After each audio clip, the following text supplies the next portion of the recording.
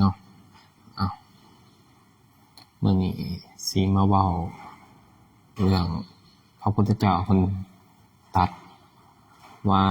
สิ่งที่เกิดขึ้นในยาก4ประการให้ฟังสิ่งที่เกิดขึ้นในยาก4ประการในทางพุทธศาสนาเฮานี่ก็มีพระพุทธเจ้าเพิ่นก็ตรัสสอนอยู่ในพระสูตรก็มี1การเกิดเป็นมนุษย์เกิดขึ้นได้ยาก2การเกิดของพระพุทธเจ้านี่ก็เกิดได้ยากยิ่งกว่า3การเกิดขึ้นของพระธรรมคำสอนย้ำมาพระธรรมคำสอนนี่ก็เกิดขึ้นได้ยากเช่นกันและก็สุดท้าย4คือการบวชนี่ก็เป็นสิ่งที่เฮ็ดได้ยากการเกิดของมนุษย์นี่พระพุทธเจ้าเพิ่นเปรียบเหมือนโลกนี่โลกเฮานี่โลกมนุษย์นี่เต็มไปด้วยน้ำทั้งเบิดมีกระบอกไม้ไผ่อยู่กระบอกนึงลอยวนอยู่ในโลกนี้และมีเต่าตาบอดตัวนึงเต่าตาบอดนั่นต้องลอยโพ100 ปีพุดขึ้นน้ำพุดขึ้นมาหายใจข้างน้ำเทื่อนึงและการเกิดของมนุษย์ยากเหมือนเต่าพุดขึ้นมาพอดีเอาหัวน่ะสวมเข้ากระบอกไม้ไผ่ได้พอดีนี่ยากขนาดนั้นการเกิดเป็นมนุษย์นี่เป็นยังว่าน้ำเต็มโลกบ่รู้ว่ากระบอกไม้ไผ่อยู่ไสเต่าก็เป็นเต่าตาบอดอีก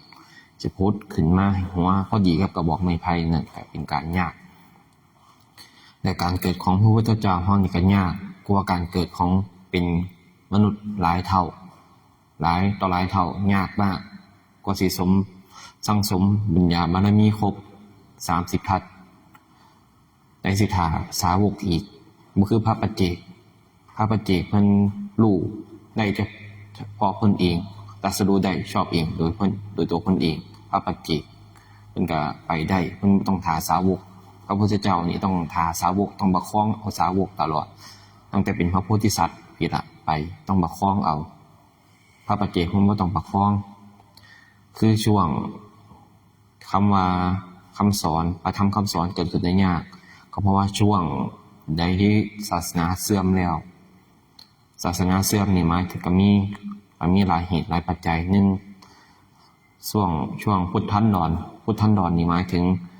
ช่วงศาสนาพระพุทธเจ้า1ต่อกับศาสนาพระพุทธเจ้า1ช่วงที่คือศาสนาพระพุทธเจ้าพระโคดมของเฮานี่พระศาสดาเฮานี่กำลังมีอายุ 5,000 ปีเบิด 5,000 ปีไปนี่ก็คือช่วงเสื่อมช่วงศาสนาของพระพุทธเจ้าพระศรีอานเฮายังบ่เกิดขึ้นนี่ช่วงรอยต่อระหว่างพระพุทธเจ้ากับพระพุทธเจ้านี่ล่ะเพิ่นเอิ้นว่าพุทธันดรนี่ช่วงนี้บ่มีพระธรรมคำสอนคำว่าทำความจริงเกิดแก่เจ็บตายมีเป็นปกติแต่ว่าบ่มีผู้ใดเอาความจริงออกมาแสดงคือคำสอนนี่มันเสื่อมไปแล้วมันสูญหายไปมันตกหล่นไปนั่นล่ะนี่ล่ะคือบ่มีพระธรรมคำสอนเฮาก็เกิดแก่เจ็บตายเป็นปกติแต่ว่าบ่ได้เข้าใจก็เห็นเป็นเรื่องธรรมดาบ่ได้เห็นทุกข์นั่นล่ะคือว่าคำว่าพระธรรมคำสอนเกิดขึ้นได้ยากต่อมาการบวชเป็นสิ่งที่เฮ็ดได้ยากในการที่สิประคองพอใจในการบวชนี่ยากยิ่งกว่าบวชนี่ว่ายากแล้วแต่พอใจในการบวชไปเรื่อยๆไปจนเมื่อตายยากกว่าเพราะว่าการบวชนี่ต้องเป็น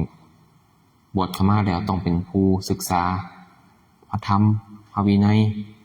นี่ต้องเป็นผู้ศึกษาพระธรรมพระวินัยพอศึกษาแล้วก็ต้องรู้จักการสำรวมอินทรีย์ทั้ง6อินทรีย์ในที่นี้หมายถึง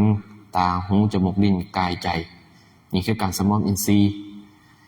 นี่พอมีการสำรวมอินทรีย์การควบคุมระมัดระวังทั้งตาหูจมูกลิ้นกายใจนี่ตาพยายามไปมองอย่างหลายเช่นการออกบิณฑบาตพระพุทธเจ้าเพิ่นก็ให้มองออกไปประมาณจักศอก1ศอกเพิ่น1ศอกพอสุคต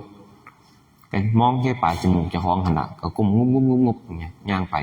เข้าในบริเวณบ้านคือกันพยายามสำรวมอินทรีย์ไว้นี่พระเฮาพยายามออกบิณฑบาตเป็นจังซี่ว่าสิเป็นการคุยกับคฤหัสถ์ฆราวาสก็เป็นการสำรวมเช่นกันนี่ทั้งตาแล้วทั้งปากแล้ว ทั้งจมูกทั้งลิ้นทั้งกายทั้งใจนี่ก็ต้องสำรวมการฉันอาหารก็เป็นหนึ่งในนั้นต้องรู้จักพอประมาณในการคบชั้นโมเมนต์ชั้นจะเอาถึงอิ่มชั้นให้พอดีบ่หิวบ่อิ่มมากบ่หิวมากชั้นให้พอดีนี่ก็เป็นการสำรวมทั้งกายเฮาคือหยังเครื่องนุ่งห่มยารักษาโรคอันใดพอใส่ก็ใส่ไปอันใดเป็นโรคอันใดพอกินก็กินอันใดบ่พอกินก็บ่ต้องกินก็เป็นการพิจารณาเบิ่งทุกข์ในตัวเจ้าของนำไปอีกขั้นเป็นหยังพระพุทธเจ้าเพิ่นคอยตัดคำว่าเอาธรรมและพระวินัยเป็นเครื่องปกปักรักษาต้องมีธรรมถ้าบ่มีธรรมก่อนพระวินัยสิเอาพระวินัยนั่นไปใส่เบียดเบียนผู้อื่นใส่ข่มเหงผู้อื่นก็มีเอาพระวินัยนั่นล่ะไปใส่เปรียบไปเทียบผู้อื่นเพิ่นให้เบิ่งเขามามองเจ้าของให้เอาธรรมและพระวินัยเป็นเครื่องนำเพื่อสิเอามาน้อมมาเบิ่งตัวเจ้าของบ่ได้ให้เอาไปเปรียบไปเทียบกับผู้อื่นการตามนี้ผู้อื่นกันแนะนำกันบอกผู้อื่นก็บอกได้อยู่เพิ่นก็เปรียบเทียบให้เบิ่งเจ้าของ 90% ให้เบิ่งผู้อื่นแค่ 10% นี่เป็นเปรียบเทียบจังซั่นการสำรวมอินทรีย์ครั้งพระพุทธกาลก็มีอยู่เรื่องพระมหากัจจายนะครั้งนั้นเป็นครั้ง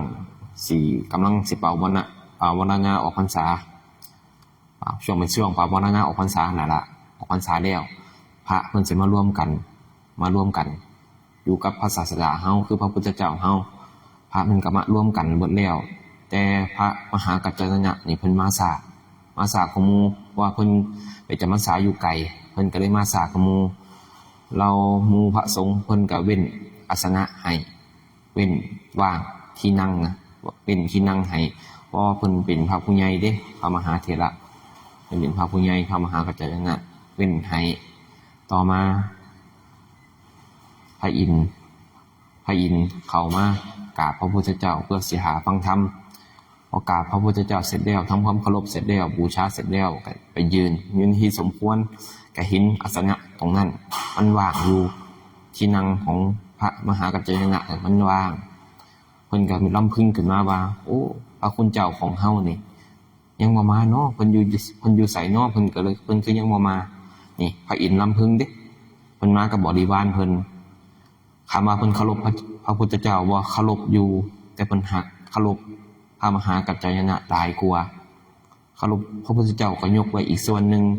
นี่พระมหากัจจายนะอีกส่วนนึงเพิ่นคือว่าเข้าใจคำว่าทำบุญตรงไหนได้บุญหลายที่สุดบ่พระพุทธเจ้าเพิ่นก็บอกคือทำบุญกับคนที่มีเจ้าของศรัทธาทำหม่องนั้นมันสิบ่สงสัยเฮ็ดไปแล้วก็ขาดไปเลยนี่มันได้บุญหลายที่สุดตรงนั้นนี่นั่นล่ะพระอินทร์เพิ่นเคารพพระมหากัจจายนะมากเคารพบูชามากบ่เห็นก็ถามหา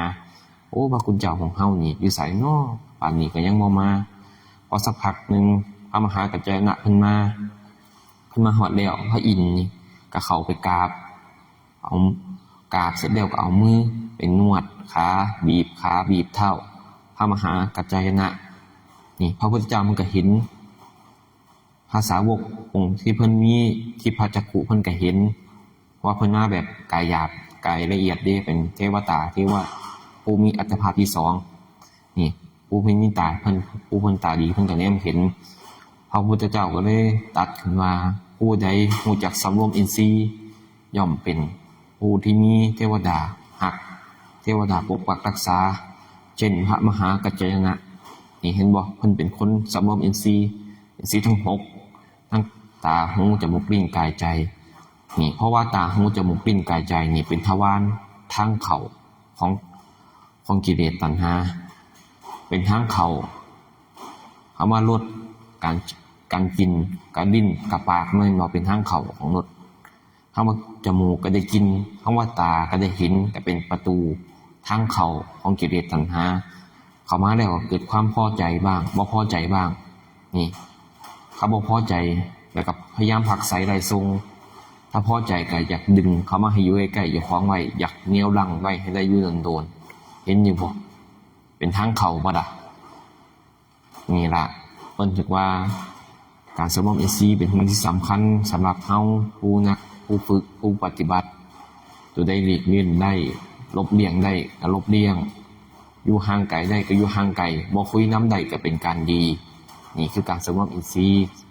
สำหรับนักบวชของเฮาก็ดีพระภิกษุสงฆ์เฮาก็ดีหรือว่าผู้ฝึกผู้หัดผู้ปฏิบัติก็ดีแห่งจิตละเอียดเข้าไปเป็นไหนมันเห็นความคิดเจ้าของหลายปานนั้น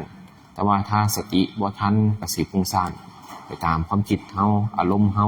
ไหลไปตามอารมณ์ได้ง่ายสติคือความระลึกรู้สัมปชัญญะคือความรู้สึกตัวสองตัวนี้สำคัญมากในการภาวนาเฮาตามหลักสติปัฏฐาน4คือเก่าหั่นล่ะก็เป็นเหตุเป็นปัจจัยสัตว์หลักสติปัฏฐาน4นี่เพื่อที่จะให้เฮาได้เห็นอารมณ์ความรู้สึกเจ้าของเห็นโทษของมันต้องอาศัยหลักสติปัฏฐาน4เนี่ยล่ะหั่นล่ะนี่ก็เว้าให้ฟังเรื่องการสำรวมอินทรีย์เป็นสิ่งที่สำคัญมากเอาละ